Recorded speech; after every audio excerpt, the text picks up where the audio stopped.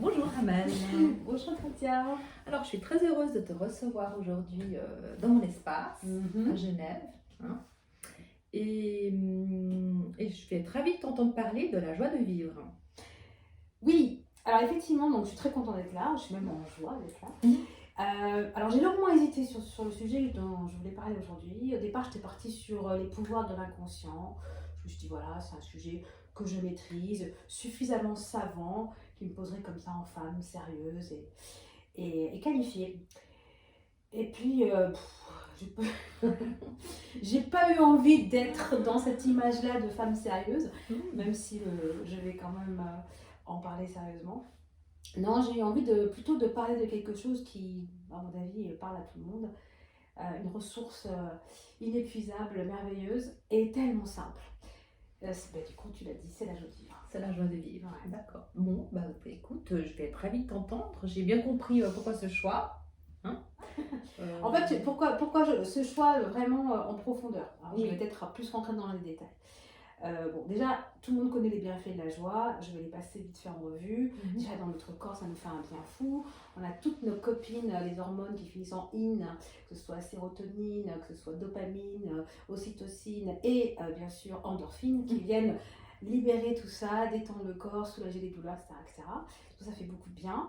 Ensuite, ça a un effet aussi dans notre cerveau, ça nous rend créatifs, ça amène déjà un sourire sur les lèvres, sourire communicatif qui va faire qu'on va être dans le partage, on va créer du lien plus facilement, on va se retrouver sans faire exprès fédérateur, on va attirer autour de nous des gens, on va être donc plus aussi dans la création. Tout ça va faire que on va être beaucoup plus humain, beaucoup plus disponible. euh, et pour moi, donc voilà, la joie, rien que pour ça, c'est merveilleux. Alors, la joie, c'est aussi parce que moi, j'accompagne des gens toute la journée, que ce soit en insertion ou dans la pratique d'hypnothérapeute, qui vont pas bien. Donc, je suis au contact de la souffrance humaine très souvent. Et bon, j'ai ma posture professionnelle qui fait que je suis quand même protégée.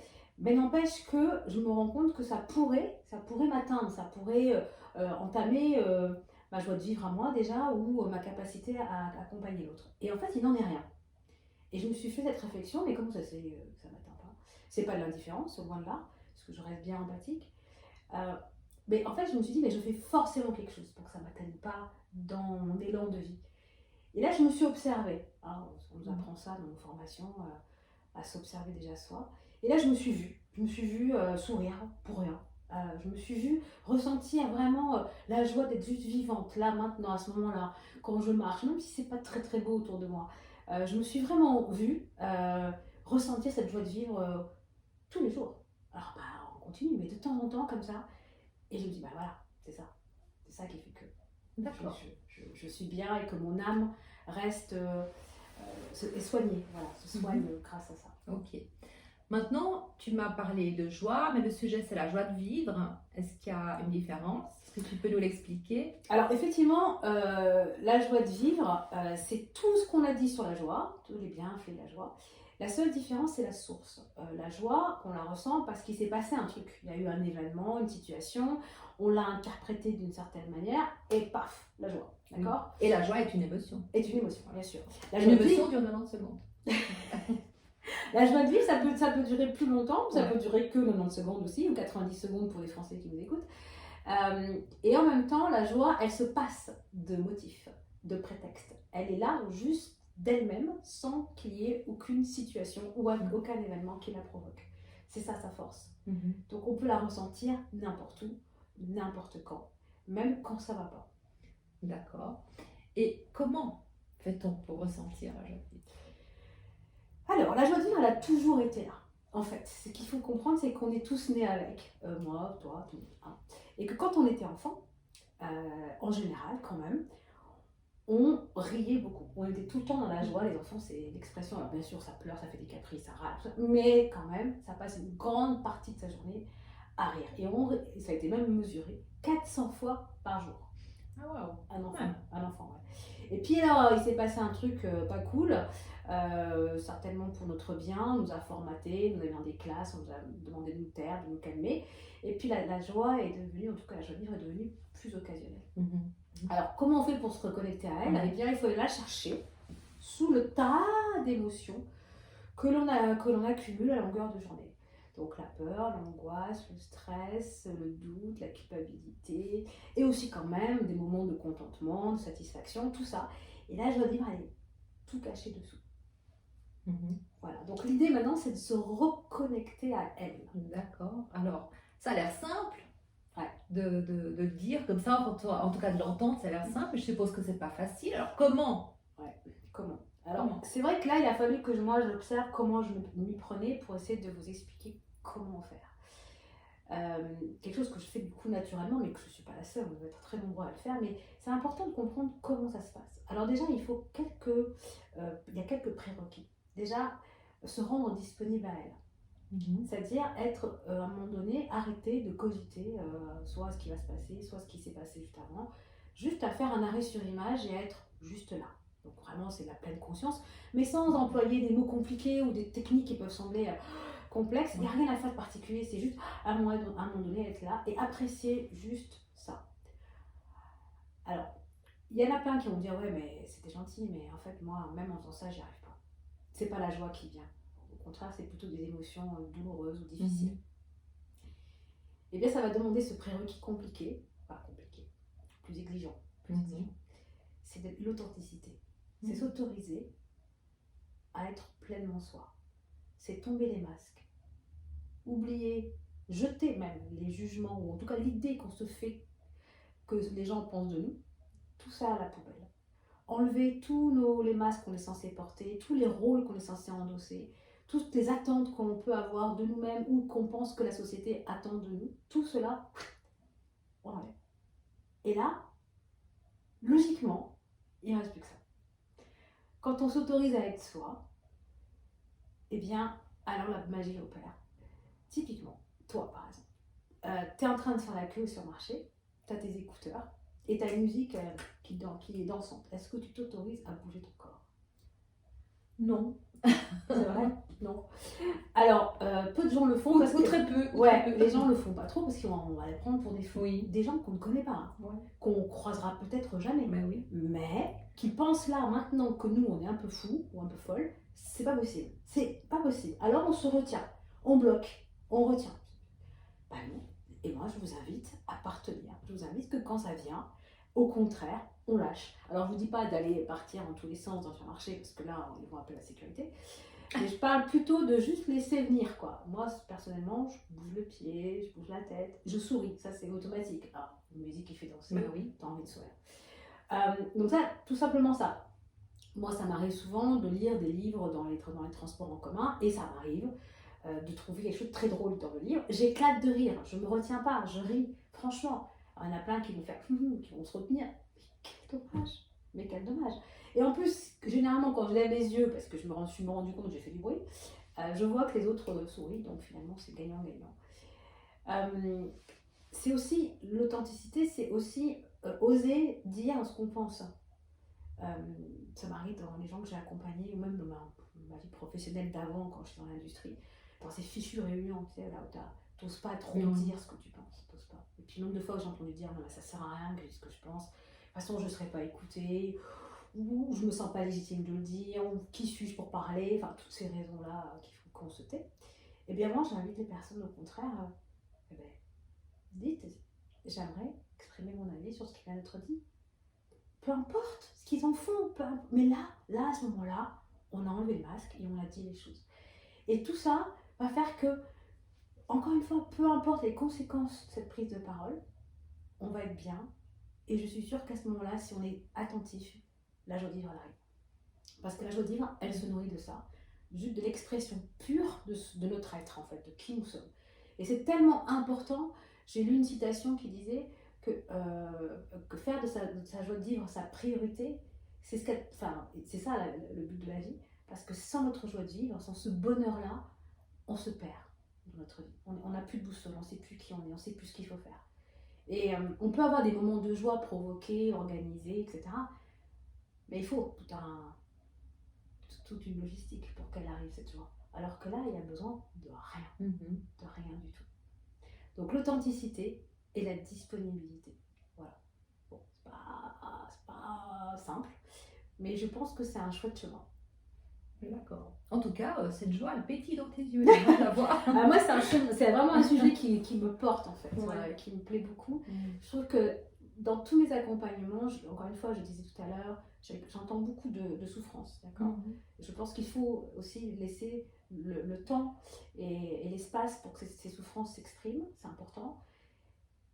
Et en même temps, on ne peut pas rester que sur ça, parce que c'est désespérant.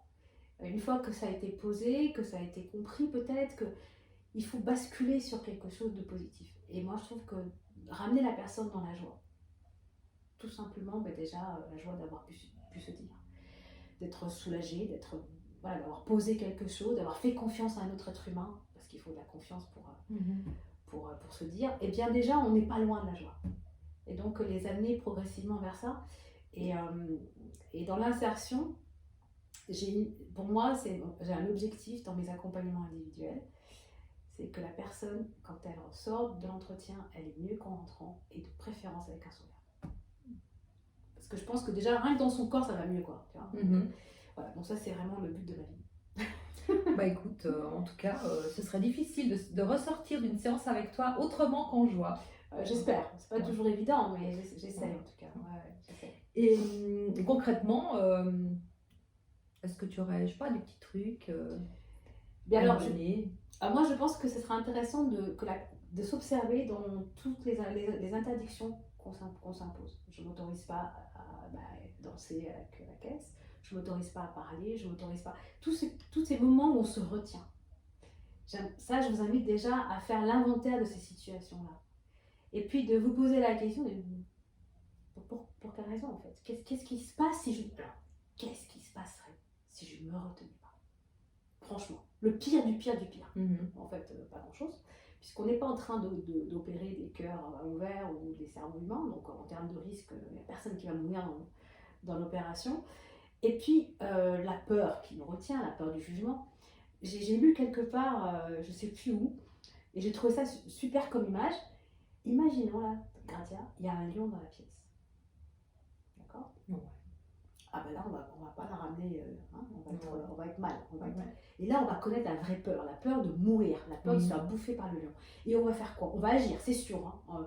Peut-être dans la panique, peut-être que ce sera chaotique, peut-être que ce ne sera pas forcément indiqué, mais je te garantis qu'on fera quelque chose. On va peut-être se ruer vers la porte, on va lui balancer des objets, j'en sais rien, on trouvera une solution, d'accord? Bon, ben voilà. Est-ce que la situation que je vis, c'est comme si j'étais avec un lion dans une pièce? Sinon, je risque rien, quoi. Parce que de toute façon, si jamais je risque ma peau, je ferai quelque chose. Or là... Bah oui, c'est la différence entre la peur réelle et la peur psychologique. Exactement. Mais du coup, la ramener, tu vois, la comparer à quelque chose de très concret, du coup, moi je trouve, en tout cas, moi ça m'aide, me dire, ouais, ça va, quoi. Je veux dire, ok. Mais au pire, les gens vont dire, elle est folle celle-là, au pire. Et au mieux, ils vont se dire, putain, elle a raison. Elle a raison de bouger, elle a raison de rigoler. C'est clair, quoi. Parce que voir des gens qui font la tête, ça nous plombe. Mais moi, les moments que j'adore, c'est quand je croise les regards d'un inconnu ou d'une inconnue qui rigole déjà, qui est dans son monde, tu sais, qui a ses écouteurs, par exemple. J'en ai vu un pas plus tard que... c'était dimanche, j'étais mort de rire. Il marchait, il chantait à tue-tête. Je dis, ouais, mais c'est ça, mon gars, t'as tout compris. Et du coup, alors les gens, ils peuvent être surpris, froncer les sourcils, mais la plupart souriaient. La plupart le regardaient en souriant. Et voilà, moi je trouve que si on était tous un peu foufou comme ça, en fait il faut arrêter de se prendre au sérieux. Je pense que le drame c'est ça, c'est qu'on se prend tellement au sérieux dans tous nos rôles qu'on a oublié, comme les enfants qui ne se prennent pas au sérieux, s'ils ne savent pas ce que c'est, de rire de soi, de rire simplement pour le plaisir de rire. Et je pense vraiment c'est se reconnecter à cette insouciance-là et arrêtons de nous prendre au sérieux. Parce que, voilà, c'est pas grave. La dernière fois, je me suis pris les pieds en marchant, j'ai failli me casser la figure. J'ai éclaté de rire parce que franchement, il n'y a rien d'autre à faire. Et puis, je regarde un inconnu, je dis, voilà, je lève le visage, je rigole. Et puis là, j'ai vu qu'il était surpris. Il n'a pas rigolé tout de suite, mais peut-être qu'il a rigolé plus tard, ou peut-être pas. En fait, ouais, c'est ça. C'est ça en fait. Et donc au pire, j'étonne ou j'inquiète. Au mieux, je fais rire. Et moi, en tout cas, j'ai rigolé. Donc, c'est ça l'idée. Et je pense qu'on a tout. Voilà, si on faisait tout ça un petit peu, on serait. Ça n'enlèverait pas hein, les infos anxiogènes, ça n'enlèverait pas tout ça. Mais ça rendrait la vie plus intéressante. Et moi, je dis toujours que vivre, c'est une bonne idée. Ah ouais, quelle bonne idée de dire Ouais, ça. Ouais, ouais, bon, c'est ça. c'est une bonne idée. Donc, faut y aller, quoi. Ouais. Faut y aller. Super, bah, Amel, je te remercie. Bah, de rien. Dis-moi, Amel, tu es coach et tu es aussi hypnothérapeute. Parle-nous un petit peu de ton activité. Alors, donc là, comme je viens de m'installer à Genève récemment, hein, depuis. Et je suis ravie C'est de cool. t'avoir près de moi. Non, mais c'est vrai que ça, c'est un peu un atout supplémentaire hein, dans ce choix-là de vie. Donc, on est arrivé donc, depuis juillet. Donc là, j'ai tout à faire. Hein. Donc, j'ai encore une activité sur France dans l'insertion qui me tient énormément à cœur parce que je me sens tellement utile dans ce rôle-là. Donc, à la fois dans l'accompagnement individuel et puis j'anime des ateliers de construction de projets professionnels. Mais ça va s'arrêter à la fin de l'année, puisqu'il faut bien à un moment donné que je bascule complètement sur Genève. Et puis donc là, l'idée, c'est de m'installer déjà en tant qu'hypnothérapeute, parce que ça aussi, l'hypnose est un outil magnifique, merveilleux, puissant, efficace. Voilà, je trouve que ça fait vraiment du bien aux gens, c'est assez rapidement. Donc je veux continuer à faire ça. Et puis trouver aussi des missions comme j'avais sur France, dans l'insertion, dans l'accompagnement des personnes en difficulté. Puisque moi j'ai la chance d'être facilement dans la joie, comme c'est communicatif. Voilà, d'essayer de mettre un peu de joie dans la vie de personnes qui ont beaucoup plus de mal à sourire. Super, bon, en tout cas, je pense que ceux qui vont croiser ta route, ils auront beaucoup de chance. Merci, Gradia, c'est adorable. Merci beaucoup. Et je suis ravie de t'avoir rencontré aujourd'hui, ici. Et puis, je te dis à tout bientôt. À tout bientôt. Merci bien. Au revoir. Au revoir.